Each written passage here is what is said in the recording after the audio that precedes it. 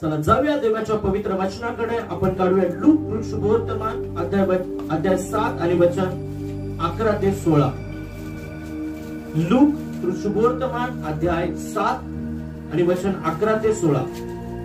नंतर लवकरच असे झाले की तो नाईन नावाच्या गावास गेला आणि त्याचे शिष्य व मोठा लोकसमुदाय त्याच्या बरोबर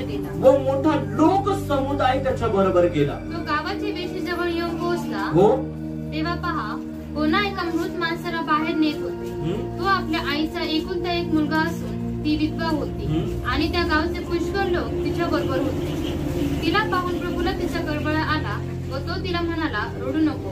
मग जवळ जाऊन त्याने तिरडी स्पर्श केला. तेव्हा खांदेकरी उभा राहिले. मग तो म्हणाला, मुला, मी तुला सांगतो, उठ. तेव्हा तो मेलीला उठून बसला व बोलू लागला. मग त्याने त्याला त्याच्या आईच्या हवाली केली. तेव्हा सर्वांस भय वाटले व ते देवाला गौरवित म्हणाले, आम्हामध्ये मोठा संदेष्टा उदयास आला आहे आणि देवाने आपल्या लोकांची भेट घेतली आहे. Yes, praise the Lord, hallelujah. परमेश्वर देवाच्या लोकांनो, आज या वचनाकडे आम्ही बारकाईने लक्ष देऊया आणि निश्चित या वचनाद्वारे आज तुम्ही प्रत्येक व्यक्ती आशीर्वादित होणार आहात.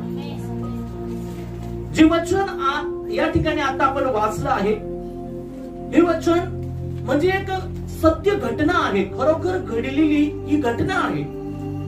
ज्यावेळेस येशू ख्रिस्त नाईन गावाच्या वेशीजवळ गेला, अजून तो गावात गेला नाही, वेशीजवळच आहे, तर एक प्रसंग त्याच्या समोर तो पाहत आहे. एक घटना घडताना तो पाहत आहे की काही लोक एक प्रेत घेऊन त्या वेशीच्या बाहेर येत आहे आणि त्या सर्व लोकांमध्ये एक स्त्री आहे जी खूप रडत आहे, खूप आक्रोश ती करत आहे आणि तिचं रडणं जे आहे ते हृदयाला पिळवटून टाकणार आहे आणि संपूर्ण गाव तिच्या दुःखामध्ये सहभागी झालेला आहे. सर्व गाव आता तिच्या बरोबर आहे आणि तिच्या एकुलत्या एका मुलाची तिरडी घेऊन, ते प्रेत घेऊन ते त्या गावाच्या बाहेर जात आहे. वचनामध्ये असं लिहिलं, येशू म्हणतो, मार्ग, सत्य आणि जीवन मी आहे. म्हणजे जीवन आतमध्ये जात आहे आणि मृत्यू बाहेर जात आहे आणि दोघांची वेशीवरती भेट होत आहे. काय तो प्रसंग आहे. जे लोक आता येशू समोर आहेत ते शोकग्रस्त लोक आहेत, आक्रोश करणारे लोक आहेत, पीडांनी जर्जर झालेले लोक आहेत, वेदनेने जर्जर झालेले लोक त्या समोर आहेत. त्या स्त्रीच्या दुःखाने सर्वजण दुःखित झालेला असा मोठा समुदाय आता येशूच्या समोर आहे. अश्रू ढाळणारा समुदाय येशूच्या समोर आहे आणि या सगळ्यांमध्ये ती स्त्री जी विधवा आहे आणि त्या विधवा स्त्रीचा हा एकुलता एक मुलगा आहे. ज्या वेळेस येशू ख्रिस्ताचं लक्ष या स्त्रीकडे गेलेलं आहे आणि तो तिला पाहत आहे आणि जसं त्या स्त्रीकडे तो पाहत आहे, ती स्त्री फार आक्रोश करत आहे, फार वेदना तिच्या हृदयामध्ये झालेल्या आहेत. अनेक लोक तिला समजावण्याचा प्रयत्न करत आहे, परंतु तिला कुणी समजावू शकत नाही, कारण तिने आपला एकुलता एक मुलगा गमावलेला आहे. जो मुलगा तिचा आधार आहे, ही विधवा आहे, हिला दुसरं कोणी नाही. हा एकुलता एक मुलगा जो आता तिच्या म्हातारपणाची काठी होता, तिचा आधार होता,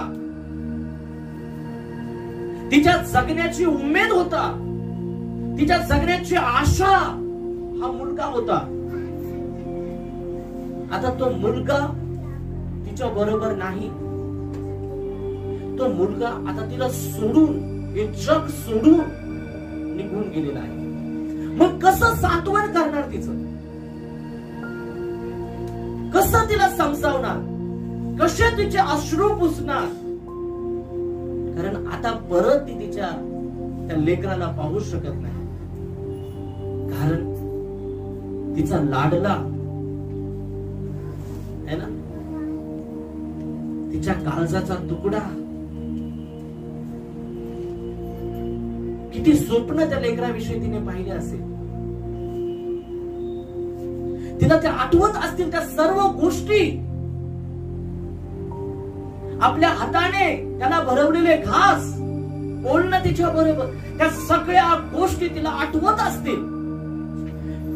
या जगात जर तिला काही प्रिय असेल, या जगात जर तिच्या सगळ्यात काही जर किमती असेल, जर मौल्यवान जर काही तिच्यासाठी असेल, तर तो मुलगा होता, तिचं सर्वस्व. बायबल मध्ये लिहिलं आहे, संतती ही परमेश्वर देवाने दिलेलं धन आहे, मोठं फळ ही त्याने दिलेली देणगी आहे. स्तोत्र संहिता 127:3 मध्ये. मग आता ते धन अतिशय किमती मौल्यवान असं तिचं ते धन आता तिच्यापासून हिरावून घेतलं आहे. तिने आपलं सगळं गमावलेलं आहे, जे तिच्यासाठी जे सर्वात महत्वाचं होतं, जे सर्वात किमती होतं, तिचं लेकरू. ते छोटं नाही आहे, तो मोठा झालेला. असं म्हटलं की माणसाचं प्रेत घेऊन ते जात होते. जरी तो शरीराने मोठा होता, पण प्रत्येक आईसाठी आपलं जे लेकरू असतं ते छोटच असतं. हालेलुया. एका बाळासारखं असते, आपल्या लेकरावर प्रेम करत असते. ती त्याची वाट पाहत असेल, ज्यावेळेस तो घरातून बाहेर जात असेल त्यावेळेस ती त्याची वाट पाहत असेल, माझं बाळ येईल, माझं लेकरू येईल, मला त्याच्यासाठी गरम भाकर बनवली पाहिजे, मला त्याच्यासाठी चांगला त्याचा आवडता स्वयंपाक बनवला पाहिजे.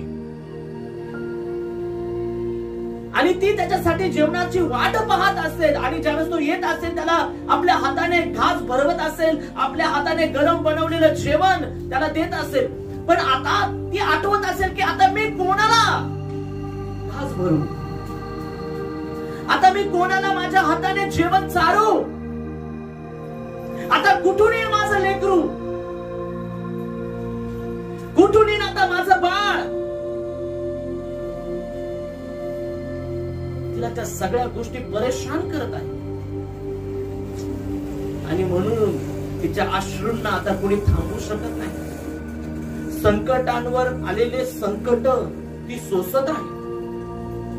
याआधी स्त्रीच्या जीवनामध्ये अतिशय महत्वाची व्यक्ती ती म्हणजे तिचा पती असतो, कारण परमेश्वरापासून प्रत्येक जोडा आहे. परमेश्वर देवाने हे नातं बनवलेलं आहे. आणि मग ज्यावेळेस लग्न होतं त्यावेळेस आम्ही वचन देतो एकामेकांना की सुखा दुःखामध्ये मी तुझ्या बरोबर राहील. परंतु तो सुखा दुःखाचा साथी आधी तिच्यापासून गेला, तो पती तिच्यापासून गेला. ते विधवा होण्याचं दुःख आधी तिने पचवलं आहे, ते विधवा होण्याचं दुःख आधी तिने सहन केलं आहे, तिचा पती तिने गमावलेला आहे. जो जीवनाचा साथीदार म्हणून आपण त्याच्याकडे पाहतो, आता तो साथीदार तिच्या बरोबर नाही, आणि वरतून आता या लेकराची जबाबदारी तिच्यावर आहे. आणि मग पती गेल्यानंतर आता या लेकराला मोठं करायचं आहे, याला सांभाळायचं आहे, याची काळजी घ्यायची आहे, ही जबाबदारी तिच्यावर आहे. एका मागून एक संकट, पती गेल्याचं दुःख, लेकराला सांभाळण्याचं, त्याला घडवण्याचं, त्याला कुठल्या गोष्टीची कमी नाही पडली पाहिजे त्यासाठी ती जबाबदारी, तो त्रास. पण हे सगळं ती सहन करत आहे. हे पतीचं दुःख तिने सहन केलं आहे, ती कष्ट तिने सहन केले आहे, कारण तिच्याकडे आशा होती की हे माझं लेकरू राजाचं गज होणार आहे, हे मोठं होणार आहे. आणि हे सर्व त्याच्याकडे पाहून ती सहन करत होती. पण ज्याच्यासाठी ती हे सगळं सोसत होती, ज्याच्यासाठी तिने हे सर्व दुःख सोसलेलं आहे, आता तो मुलगा तिच्या जीवनातून निघून गेला. तिचं जीवन भकास आणि उदास आता झालं आहे. एका मागून एक संकट. आणि मग आता किती सोसणार, किती सहन करणार. रडत आहे. कोणी तिला थांबवू शकत नाही असे तिचे अश्रू आता वाहत आहे. आता या जगामध्ये ती एकटी आहे. कोणी नाहीये तिच्याबरोबर. माग कोणी नाही आणि पुढे पण कोणीच नाही. एकटी आहे आता ती. सर्व लोक तिच्या बरोबर आता दिसत आहे. तिच्या मुलाला ते घेऊन चाललेले आहेत. परंतु आता हे लोक किती वेळ तिच्या बरोबर राहणार आहे. त्यांना, त्या लोकांना निश्चित वाटत आहे, दुःख वाटत आहे. त्या लोकांना निश्चित त्या ठिकाणी वेदना होत आहे. निश्चित त्या लोकांना त्या पीडा दिसत आहेत आणि त्यांच्या पण डोळ्यांमधून अश्रू येत असतील. कदाचित त्याच्यात कित्येक जण रडत असेल. तिचे अश्रू पाहून, तिचं रडणं पाहून तेही रडत असेल. तिचं दुःख पाहून तेही रडत असेल. पण किती दिवस रडणार, किती दिवस आता तिच्या बरोबर राहणार. हे दुःख 1-2 दिवस तिच्या बरोबर ते राहणार. पण नंतर परत ज्याचे त्याचे परिवार, ज्याच्या त्याच्या जबाबदाऱ्या, ज्याच्या त्याचे घर. आणि ती एकटीच. आता ती एकटी पडलेली आहे आणि तिला दिसत आहे की मी आता एकटी आहे. रडत आहे, आक्रोश करत आहे. आणि तिचा आक्रोश कोणी थांबू शकत नाही. तिच्या अश्रूंचा पूर कोणी थांबू शकत नाही. तिचं हे दुःख आहे. हे दुःख लोक पाहू शकतात परंतु कोणी वाटून घेऊ शकत नाही. हालेलुया. कोणी त्याला कमी करू शकत नाही. त्याची तीव्रता कोणी कमी करू शकत नाही. लोकांची इच्छा जरी आहे परंतु तरीही ते दुःख कोणी वाटून घेऊ शकत नाही. तिचं सांत्वन करण्यासाठी काय शब्द ते वापरणार, कोणत्या शब्दाने ते तिचं सांत्वन करणार, कसं तिला थांबवणार. लोक दुःख पाहत आहे आणि सर्व मजबूर आहेत. अशा परिस्थितीमध्ये ती असताना पवित्र शास्त्र सांगतं की आता त्या गावाच्या वेशीजवळ येशू आला आहे. हालेलुया. जगाचा उद्धार करता, धारण करता येशू आला आहे. आणि येशू त्या स्त्रीकडे पाहत आहे. तो पाहत आहे. त्या ठिकाणी तिरडी घेऊन ते जात आहे. प्रत्येक व्यक्तीचा चेहरा उतरलेला आहे. प्रत्येक व्यक्ती दुःखी आहे. ती स्त्री मोठ्या मोठ्याने रडत आहे. अश्रूंच्या धारा वाहत आहे. आणि येशूचं विशेष लक्ष त्या स्त्रीकडे गेलं. आणि ज्यावेळेस त्या स्त्रीकडे तो पाहतो, बायबल सांगतं की येशूला तिचा कळवळा आला. त्याच्या लेकरांवर अपार प्रेम करणारा परमेश्वर, त्याच्या लोकांवर अपार माया करणारा, मायाने कवटाळणारा, छोट्या दुःखामध्ये पण आम्हाला पाहू शकत नाही असा तो प्रभू आहे. आता तो कसा शांत बसणार. वचन सांगतं की त्याचं हृदय तिथं कळवळू लागलं. तो ते पाहत आहे त्या स्त्रीकडे. त्याला सांगतं की तो कळवळला. कळवळा म्हणजे काय हो? कळवळा काय आहे? ज्यावेळेस एखादा व्यक्ती फार दुःखामध्ये आहे आणि फारच वेदनादायक जीवन त्याचं आहे, फार भयंकर परिस्थितीमध्ये ती व्यक्ती अडकलेली आहे, फार विचित्र प्रसंगामध्ये ती व्यक्ती सापडलेली आहे. आणि मग त्या व्यक्तीला सोडवण्यासाठी, वाचवण्यासाठी मला काहीतरी केलं पाहिजे. ज्यावेळेस ती भावना उत्पन्न होणार, मला करायला पाहिजे, मी त्या व्यक्तीला वाचवायला पाहिजे, त्याची मदत करायला पाहिजे. ज्यावेळेस त्याच्याकडे पाहून तुमचं हृदय असं पिळवटून जाणार, त्यालाच म्हणतात कळवळा. हालेलुया. त्यालाच कळवळा म्हणतात. मी एक प्रसंग पाहिला होता की एका हॉटेलवरती मी होतो आणि ते हॉटेल असंच एक गाडी होती आणि मी चहा पिण्यासाठी तिथे थांबलेलो होतो. आणि त्या ठिकाणी एक स्त्री आपल्या लेकराला घेऊन बसलेली होती आणि एक दुसरा परिवार त्या ठिकाणी होता. शेजारी हॉस्पिटल होतं आणि त्या हॉस्पिटलमध्ये तो परिवार आलेला होता. आणि मग एक आई आपल्या लेकराला दुधामध्ये बुडवून बिस्किट चारत होती आणि ते लेकरू मान इकडे करायचं ते खात नव्हतं. आई त्याला बळजबरी बाळा खा. आणि शेजारी एक गरीब स्त्री आपल्या लेकराला घेऊन तिकडे बसलेली होती आणि ते लेकरू एकटक त्या लेकराकडे पाहत होतं, त्या आईकडे पाहत होतं की जी आई दुधामध्ये बिस्किट बुडवून त्या लेकराला चारत होती. आणि ते त्या आईला म्हणायचं, आई मला बिस्किट दे ना, आई मला बिस्किट दे ना. प्रसंग पहा काय आहे, एका बाजूला बळजबरीने चाललं जात आहे आणि एक लेकरू उपाशी आहे आणि ते आपल्या आईकडे बिस्किटाची मागणी करत आहे आणि त्या आईकडे पैसे नाहीये त्या लेकराला बिस्किट देण्यासाठी. ती आई म्हणते, अरे गप्प बस, तिकडे नको पाहू, इकडे बघ. त्या लेकराला तापत आहे कारण तिच्याकडे पैसे नाही बिस्किटाला आणि ही गोष्ट मी पाहत आहे, मला ती गोष्ट दिसते. आणि त्यावेळेस माझ्या हृदयात असं कसं तरी झालं. म्हटलं काय प्रसंग आहे, फार वेदना मला त्या ठिकाणी झाल्या आणि मग मला असं वाटलं की नाही, मला काहीतरी करायला पाहिजे. मोठा बिस्किट पुडा घेऊन मी त्या लेकराला दिला आणि त्या चहावाल्याने म्हटलं, त्याला पण दूध दे. कळवळ आणि हाच कळवळ तिथं. कदाचित माझा कळवळा छोटा असेल परंतु येशूचा कळवळा मोठा. येशू थांबला, त्याला वाटत होतं की मला काहीतरी करायला पाहिजे, या स्त्रीसाठी, या व्यक्तीसाठी मला काहीतरी करायला पाहिजे. आणि त्या भावना आता तीव्र झाल्या त्या भावना की नाही, मला काहीतरी केलं पाहिजे. आणि त्या भावनांनी येशूला तिच्या जवळ घेऊन गेला आणि जसंच येशू जवळ गेला आणि तिथं सांत्वन करू लागला. बाई रडू नको, तिला सांगत होता रडू नको. परमेश्वर देवाच्या लोकांनो, येशू ख्रिस्त गेला आणि तो सांत्वन देऊ लागला कारण येशू ख्रिस्त पाहत होता तिचे वाहणारे अश्रू, तिच्या हृदयातला तो आक्रोश. परमेश्वर देवाच्या लोकांना ध्यानात ठेवा, तो परमेश्वर आहे जो आम्हाला बारकाईने समजतो.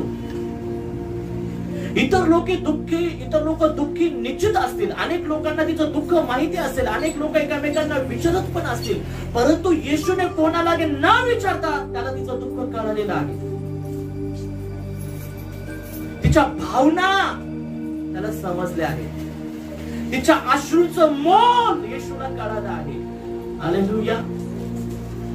प्रभूच्या लोकांना तो येशू आहे जो आम्हाला समजून घेतो, आमचे दुःख समजून घेतो, आमच्या वेदना समजून घेतो. अनेक बहिणींना मी ऐकलं आहे बोलताना, ते ना मला समजून घेत नाही, त्यांना काही समजत नाही, ते मला समजून घेत नाही, हे मला समजून घेत नाही. कामावरती आम्ही ऐकतो की हो त्यांना कळत नाही, आम्ही एवढं काम करतो ते समजून घेत नाही. परमेश्वराच्या लोकांनो, कदाचित जग तुम्हाला समजून घेणार नाही, पण तुम्हाला समजणारा एक आहे, तुमचं दुःख समजणारा एक आहे, ज्याला तुमच्या वेदनेची तीव्रता माहिती आहे, तुमच्या दुःखाची तीव्रता माहिती आहे, त्याच्यातल्या वेदना माहिती आहे, त्या जखमा काय आहे, त्या जखमाची खोली काय आहे त्याला माहिती आहे. ज्या गोष्टी तुम्ही कोणाला सांगू शकत नाही त्या गोष्टी त्याला माहिती आहे. हालेलुया. जे दुःख तुम्ही कोणाला सांगू शकत नाही, तुमचं मन कोणासमोर तुम्ही व्यक्त करू शकत नाही, त्या सर्व वेदना त्याला ठाऊक आहे, ते सर्व विचार त्याला ठाऊक आहे. हालेलुया. Praise the Lord. पवित्र शास्त्र सांगते की येशू तिच्या जवळ गेला आणि तिचं सांत्वन करू लागला. त्याला माहिती होतं की हे अश्रू साधारण नाहीये, हे ढोंग करणारे अश्रू नाहीये, हे पैसे देऊन रडायला आणलेल्या लोकांसारखे अश्रू नाहीये. कारण त्या काळामध्ये अशा गोष्टी होत्या की जर एखाद्याच्या घरात त्या ठिकाणी मयत झाली तर पैसे देऊन रडण्यासाठी लोक घेऊन आणले जायचे आणि मग पैसे देऊन त्या ठिकाणी त्या बाया रडायच्या. हे पैसे देऊन रडणारे लोक नव्हते, हे पैसे देऊन हिला रडवणारे ही व्यक्ती नव्हती, हे खरे अश्रू होते, या खऱ्या वेदना होत्या. आणि येशू पाहत आहे. हालेलुया. आणि येशूची इच्छा आहे की आता यानंतर तिने रडू नये. येशूची इच्छा आहे की आता हा पूर, अश्रूचा पूर थांबावा. तिचं जीवन जे दुःखाने भरलेलं आहे आता पुन्हा ते आनंदित व्हावं ही येशूची इच्छा होती. तो येशू आहे जो आमच्या हर प्रकारच्या वेदना आणि आमचं हर प्रकारचं दुःख जाणतो. आणि म्हणून तुम्ही दुःखामध्ये असताना कधीही तक्रार करत बसू नका, दुसऱ्यांना दोष देत राहू नका. कोणी तुमच्या मदतीला येत नाही, कोणी तुम्हाला समजून घेत नाही, इतरांच्या अपेक्षा करत बसू नका. कारण तो प्रभू आहे. जे काही सांगायचं ना त्याला सांग. Praise the Lord. अशक्य गोष्ट शक्य करणारा तो परमेश्वर आहे. मी तुम्हाला मागे एक उदाहरण सांगितलं होतं बहीण सिंधूजाच. अशा परिस्थितीमध्ये ही बहीण होती की तिचं संपूर्ण शरीर जखमांनी जर्जर झालेलं होतं. संपूर्ण शरीरावरती जखमा होत्या, संपूर्ण शरीरावरती वेदना होत्या, पूर्ण सर्व शरीरावरती त्या ठिकाणी फोड सर्व शरीरावरती आले, सर्व शरीरावरती जखमा झाल्या आणि त्या जखमा पिकल्या आणि त्यामधून घाण वाहत आहे, पू त्यामधून वाहत आहे, पस त्यामधून वाहत आहे, रक्त त्यामधून वाहत आहे आणि भयंकर दुर्गंधी त्या शरीरातून येत आहे. अतिशय सुंदर दिसणारी, अतिशय तरुण असलेली मुलगी अतिशय भयंकर अवस्थेमध्ये येऊन पडलेली आहे. सुंदर कपडे घालण्याची तिची इच्छा आहे. तिच्या मैत्रिणी चांगले कपडे घालत आहे, लोक चांगले कपडे घालून फिरत आहे, परंतु हिला चांगले कपडे घालता येत नाही. आणि कधीतरी तिला असं वाटतं की मी घालायला पाहिजे कपडे. आणि मग ज्यावेळेस ते कपडे घालते, चांगले कपडे घालण्याचा प्रयत्न करते, त्यानंतर तो ड्रेस काढता येत नाही अंगामधून, कारण तो सर्व शरीरात चिटकून जातो. आणि जसं त्या ड्रेसला काढायचा प्रयत्न केला जातो त्यावेळेस मांस पण तिचं निघून येतं. डॉक्टर तिला हात लावत नाही, काठीने तिला तपासतात, लांबूनच पाहतात, सगळी दुर्गंधी आहे, नाक दाबून लोक तिच्या जवळ उभा राहतात किंवा तिच्या जवळच कोणी येत नाही, अशी परिस्थिती आहे. तिची आई, तिचे वडील तिच्यासाठी धडपड करत आहे. आमचं लेकरू बरं झालं पाहिजे, आम्ही कुठे घेऊन जाऊ या लेकराला. आणि ते या ठिकाणाहून त्या ठिकाणी, त्या ठिकाणाहून त्या ठिकाणी त्या लेकराला घेऊन जात आहे. आशा आहे की आमचं लेकरू बरं होईल, परंतु ती मुलगी कुठेही बरी होत नाही. त्यावेळेस ती मुलगी म्हणते आता बास, मी आता बरी होऊ शकत नाही. आता माझ्या शरीरावर अशी एकही जागा नाही शिल्लक राहिली की जिथं जखम नाहीये, जिथून पूर येत नाहीये बाहेर, जिथून दुर्गंधी येत नाही, घाण येत नाही, अशी एकही जागा शिल्लक राहिली नाही. सर्व कानात आणि सगळ्या शरीरावरती या जखमा आहेत, पूर वाहत आहे. ती म्हणत आहे की बास, आता मी नाही सोसू शकत, आता नाही मी या वेदना सहन करू शकत, आता मी मेली पाहिजे, आता मला जगण्याची इच्छा नाही. मला तर त्रास होत आहे, माझ्या आईला, माझ्या वडिलांना, माझ्या परिवाराला देखील हा त्रास सहन करावा लागत आहे. बास, आता मला जगायचं नाही, आता मी मेलेली बरी, कारण मी माझ्या जीवनात काहीच करू शकत नाही. मी इतरांसारखं फिरू शकत नाही, इतरांसारखं हिंडू शकत नाही, इतरांसारखं काम करू शकत नाही, इतरांसारखं माझं जीवन आता राहिलेलं नाही. अश्रूंनी भरून डबडबलेले अश्रूंनी ती रडत आहे, बोलत आहे की बास, आता मला माझं जीवन जगण्याची इच्छा नाही. तिच्या घरचे धडपड करत आहे, ते प्रयत्न करत आहे आणि कुणीतरी त्यांना येशू विषयी सांगितलं. आणि ज्या वेळेस तिला प्रार्थनेसाठी आणलं एका ठिकाणी, त्या ठिकाणी त्या देवाच्या सेवकाने तिच्या शरीराला तेल लावलं आणि प्रार्थना केली तिच्यासाठी. तिच्या अश्रूंनी भरलेला तिचा चेहरा, जखमांनी भरलेलं शरीर, अतिशय वेदना, जगण्याची इच्छा तिने गमावून टाकलेली अशी ती मुलगी त्या ठिकाणी त्या पास्टरने प्रार्थना केली आणि देवाला तिचा कळवळा आला.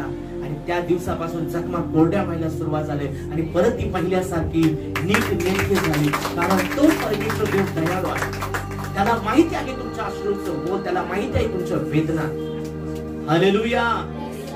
मग आता तोच येशू, तोच प्रभू त्या तिरडी जवळ गेला आणि त्या तिरडीला त्याने स्पर्श केला. त्या लोकांना थांबवलं जे त्या मुलाला आता घेऊन जात आहे. त्या मुलाला आता गावाच्या बाहेर त्या ठिकाणी त्याची प्रेत अंत्यविधी करण्यासाठी ते घेऊन जात आहे. येशू ख्रिस्ताने त्यांना थांबवलं आणि त्यांना थांबवण्यामागे कारण ती स्त्रीच्या वेदना आहे, त्या स्त्रीचा आक्रोश आहे. त्या आक्रोश पाहून येशूने त्यांना थांबवलं. त्या तिरडीला हात लावून येशूने थांबवलं, स्पर्श करून येशूने थांबवलं आणि त्या प्रेताबरोबर बोलत आहे. प्रेत म्हणजे आता त्याच्यामध्ये जीव नाहीये, निर्जीव आहे आणि त्या प्रेताबरोबर बोलत आहे आणि म्हणत आहे, मुला उठ. हालेलुया. त्या प्रेताला म्हणत आहे. कदाचित लोक त्याच्याकडे आश्चर्यचकित होऊन पाहत असतील, काही लोक हसत पण असतील, काही लोकांना मजाक वाटत असेल, काही लोक काहीतरी चर्चा त्या ठिकाणी करत असतील आणि काही लोक म्हणत असतील, अरे तुम्ही काय या माणसाच्या नादी लागले आहेत, चला लवकर.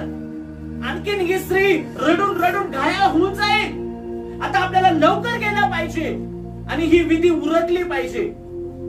कारण लोकांना या गोष्टी मूर्खपणाच्या कदाचित वाटत असतील, कारण येशू त्या प्रेताबरोबर बोलत आहे आणि म्हणत आहे, मुला उठ. हालेलुया. पवित्र देवाच्या लोकांना काय घडतं की मेलेला जो मुलगा आहे तो उठून बसतो आणि मेलेला मुलगा, ते प्रेत आता उठून बसलेला आहे आणि फक्त बसला नाही, तो बोलू लागला. प्रेत कधी बोलतं का? तो बोलू लागला. काय घडलं? जो त्याचा आत्मा त्याच्या शरीरातून बाहेर निघून गेला होता, जसंच येशू बोलला, मुला उठ, तो आत्मा परत त्याच्यामध्ये आला आणि तो मुलगा पुन्हा जिवंत झाला. हालेलुया. Praise the Lord. आता तो मुलगा बोलत आहे, सगळीकडे पाहत आहे. काय बोलला असेल बरं तो सगळ्यात आधी? आई, आई तो कुठं आहे? माझी आई कुठं आहे? हालेलुया. कदाचित ती रडत असतील, जोराने ती रडत असेल. कदाचित तो म्हणत असेल, आई रडू नको, बघ तुझा मुलगा जिवंत आहे. हालेलुया. सगळे लोक पाहत आहे, आश्चर्यचकित होता. हे कसं शक्य आहे? एक प्रेत, एक निर्जीव शरीर आणि एका निर्जीव शरीराला हा आज्ञा करतो आणि हे शरीर उठून बसतं आणि बोलू लागतो. कसं शक्य आहे? पवित्र शास्त्र सांगतो तो येशू आहे, जगाचा उद्धार करता आहे आणि त्याला सर्व काही शक्य आहे. पण ते 28वा अध्याय आणि वचन त्या ठिकाणी 18 वाचूया. तेव्हा येशू जवळ येऊन त्यांच्याशी बोलताना म्हणाला, तेव्हा येशू जवळ येऊन त्यांच्याशी बोलताना, शिष्याबरोबर बोलताना म्हणाला, स्वर्गात आणि पृथ्वीवर, स्वर्गात आणि पृथ्वीवरती सर्व अधिकार मला दिलेला आहे. सर्व अधिकार मला दिला आहे. हालेलुया. सर्व अधिकार कोणाच्या हातामध्ये आहे? येशूच्या हातामध्ये आहे. पवित्र शास्त्र सांगतं देवाच्या लोकांनो की जीवन आणि मरणावरती त्याला अधिकार आहे, सर्व सृष्टीवरती त्याला अधिकार आहे. आणि मग निर्जीव वस्तूंना तो सजीव असल्यासारखा आदेश देणारा तो परमेश्वर आहे. ज्या परमेश्वराने समुद्र दुभागला, ज्या परमेश्वराने त्या ठिकाणी आकाशाला आज्ञा केल्या, हालेलुया, जो आपल्या शब्दाने वादळ शांत करतो, जो आपल्या शब्दाने लाटा शांत करतो, तो परमेश्वर. हालेलुया. निर्जीव वस्तूंना सजीव असल्यासारखा आदेश करणारा तो परमेश्वर आहे आणि त्याला सगळं काही शक्य आहे.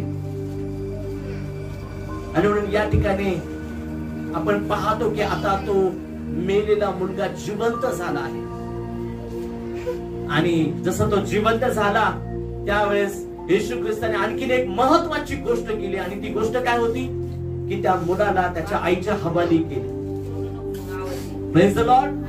त्या मुलाला आपल्या आईच्या हवाली केलं. त्या कदाचित त्या स्त्रीला तो म्हणत असेल, आता तुला रडायची गरज नाही. ज्याच्यासाठी तू रडत होती, ज्याच्यासाठी तू आक्रोश करत होती, ज्याच्यासाठी तू अश्रू ढाळत होती, बघ हा तुझा मुलगा तुझ्या समोर आहे. घे तुझं लेकरू, आता तुला रडायची गरज नाही. आणि प्रभूच्या लोकांनो, जे त्या स्त्रीने गमावलं होतं तिचं सगळ्यात मौल्यवान धन, सगळ्यात किमती धन, जगण्याची आशा, जे काही तिने गमावलं होतं, आता येशूने परत केलं आहे. हालेलुया. तिचं सर्व तिला परत केलं आहे. विचार करा, ती किती आनंदी झाली असेल, किती आनंदाने ती उड्या मारत असेल. एक समय असा होता की तिचं दुःख कोणी थांबू शकत नव्हतं, तिचं अश्रू कोणी थांबू शकत नव्हतं, तिच्या हृदयाची ती कळकळ तळमळ आता कोणी समजू शकत. अशा भयंकर वेदनेमध्ये असणारी स्त्री, ज्यावेळेस तिचं लेकरू आता पुन्हा तिच्या समोर आहे, जिवंत तिच्या समोर आहे, पुन्हा आता ती आपल्या हाताने त्याला घास भरून चारू शकणार आहे, आपल्या हाताने गरम जेवण बनवून त्याला चारू शकणार आहे. ते तिचं लेकरू आता तिच्या बरोबर आहे. हालेलुया. परमेश्वराच्या लोकांना, जर तुम्ही त्या प्रभूवर विश्वास करत असाल, जर खरंच तुमचा त्याच्यावर भरोसा असेल, तर ध्यानात ठेवा, या जगामध्ये कोणीही तुमचं काही हिरावून घेऊ शकत नाही. हे तुम्ही गमावलं आहे, तो परमेश्वर तुम्हाला परत करेल. हालेलुया. जो लॉस तुम्ही सहन केला आहे, तो परमेश्वर देव त्याची भरपाई करून देईल. तो प्रभू आहे. जसं योबाने जे गमावलं ना, त्यांनी योबाला परत दिलं. त्याच्या लेकरांसहित आणि त्याच्या संपत्ती सहित परमेश्वर देवाने त्याला परत दिलं आणि देताना डबा दिलं. हालेलुया. योसेफाने आपल्या लहानपणी आपल्या भावांना गमावलं. आपल्या भावांपासून, आपल्या वडिलांपासून, आपल्या परिवारापासून त्याला दूर जावं लागलं. परंतु परमेश्वर देवाने परत जे त्याने गमावलं होतं ना, त्याला परत केलं. हालेलुया. त्याच्या भावाची, त्याच्या वडिलांची, त्याच्या परिवाराची पुन्हा त्याने भेट त्या ठिकाणी घडवली. याईराने आपली कन्या गमावली, आपली छोटी नाजूक मुलगी त्याने गमावली. पण जसंच तो प्रभू जवळ आला, पवित्र शास्त्र सांगतं की याईराच्या कन्येला याईराकडे येशूने परत केली. हालेलुया. परमेश्वर देवाच्या लोकांनो, तो प्रभू आहे. त्याच्याकडे शताधिपती आला आणि तो म्हटला, प्रभू माझा चाकर असा असा आजारी आहे, तुम्ही शब्द बोला, माझा चाकर बरा होईल. जो विश्वास त्याने दाखवला, तो विश्वास येशूने पाहिला. आणि ज्या चाकराला आता तो गमवत होता, जो चाकर आता या जग सोडून जाणार होता, ज्याला कशाने बरं करता आलं नाही, त्याच्यासाठी सर्व धन संपत्ती खर्च करून तो बरा झाला नाही, आता तो चाकर त्या ठिकाणी त्या शताधिपतीला परमेश्वराने येशूने परत केला. हालेलुया. तुमचा कुठलाही लॉस होऊ देणार नाही. पण त्याला समजून, त्याच्या प्रेमळ हृदयाला समजून, त्याच्या भावना समजून घ्या. आम्ही फक्त म्हणतो आम्हाला समजून घ्या, आम्हाला समजून घ्या, आम्हाला समजून घ्या. पण कधी आम्ही त्याला समजण्याचा प्रयत्न केला का? कधी आम्ही त्याला जाणण्याचा प्रयत्न केला का? आम्ही डीपली त्याला शोधण्याचा प्रयत्न केला का? प्रभू मला तुला आणखीन जाणून घ्यायचं आहे. प्रभू मला आणखीन तुला प्रभू जवळून जाणून घ्यायचं आहे. आणखीन मला तुझ्या आणखीन क्लोज यायचं आहे. प्रभू काय समजलं असेल त्या स्त्रीला, जिने आपलं मौल्यवान तेल, सुगंधी तेल, जे तिचे कमाईचं साधन होतं, ज्याचा उपयोग ती जगाला मोहित करण्यासाठी करत होती. आता तिला माहित होतं मला जगाला मोहित करण्याची गरज नाही, मला आता त्यांची गरज नाही, कारण माझा तारणारा उद्धार करता आता मला भेटेल. आता मला या तेलाची गरज नाही. आणि त्या स्त्रीने ते सर्व तेल आणून कोणाच्या डोक्यावर ओतलं? येशूच्या डोक्यावर ओतलं. आणि आपल्या अश्रूंनी त्याचे पाय ती भिजवू लागली. आपल्या अश्रूंनी तिने ते पाय, येशूचे पाय धुतले. आणि आपल्या केसांनी रडत रडत पुसत आहे. रडत रडत लोक पाहत आहे, डोळे वाटारून पाहत आहे, तिकडे तिकडे निंदा करत आहे. असा कसा येशू? त्याला कळत नाही की ही स्त्री कोण आहे, काय काय चाललं आहे, या सगळ्या गोष्टी काय कळत आहे. पण येशू ते पाहत आहे, तिचे अश्रू पाहत आहे, तिचा आक्रोश पाहत आहे, ती रडत आहे आणि आपल्या केसांनी येशूचे पाय पुसत आहे. तिने स्वतःला येशूच्या चरणाजवळ आणून टाकलं, रडत आहे. काय समजलं असेल, काय तिला कळालं असेल, काय तिने ओळखलं असेल. परमेश्वराच्या लोकांनी तिला जे समजलं ना, ते समजण्याचं मन आम्ही देवाकडे मागायला पाहिजे. तिला जे कळालं ना, ते हृदय देवाकडे आम्ही मागायला पाहिजे. इतकं वेळ, इतके दिवाने आम्ही त्याच्या प्रेमामध्ये झाले पाहिजे. आणि त्यासाठी गरज आहे त्याचा शोध करण्याची, गरज आहे त्याच्यावर विश्वास करण्याची, गरज आहे अधिक त्याच्या जवळ जाण्याची, स्वतःला त्याच्या चरणामध्ये समर्पित करण्याची. ज्या दिवशी तुम्ही त्या येशूला नीट समजू लागाल ना, तुम्ही कधीच तक्रार करणार नाही आणि कुठल्याच गोष्टीविषयी तक्रार करणार नाही. साडीसाठी तक्रार नाही, दागिन्यांसाठी तक्रार नाही, खाण्यापिण्यासाठी तक्रार नाही, कुठल्याच गोष्टीची तक्रार तुमची असणार नाही. कारण तुम्ही खऱ्या प्रेमाला प्राप्त केलेला असणार आहे, खरं धन तुम्ही प्राप्त केलेलं असणार आहे, खरं समाधान तुम्ही प्राप्त केलेलं असणार आहे. आणि ज्या दिवशी तुम्ही प्रभूला आपल्या हृदयात प्राप्त कराल, ज्या दिवशी तुम्ही तुमच्या हृदयामध्ये खऱ्या अर्थाने प्रभूला घेणार, त्या दिवसापासून तुमच्या जीवनामध्ये परमेश्वराच्या लोकांना अलौकिक गोष्टी घडू लागतात, अद्भुत गोष्टी घडू लागतात. तुम्ही अनेकांसाठी उद्धाराचं कारण बनाल. तुमच्यामुळे अनेक लोक हसतील, आनंदित होतील, तुम्ही अनेकांचे अश्रू पुसणारे व्हाल.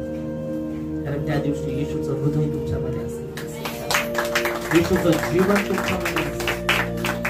आणि म्हणून या त्याच्यासमोर त्याला म्हणून, प्रभू मला तू पाहिजे आहे. आता मी जगातल्या गोष्टींसाठी रडणार नाही, आता मी जगातल्या गोष्टींसाठी धावपळ आणि तकतक करणार नाही. प्रभू आता माझी दगदग तुला प्राप्त करण्यासाठी आहे, आता माझी तळमळ तुला प्राप्त करण्यासाठी आहे. आणि महापरमेश्वराच्या लोकांना तो परमेश्वर देव तुमच्याकडे पाहत आहे. तो परमेश्वर देव आज तुमच्यावरती कृपा करेल.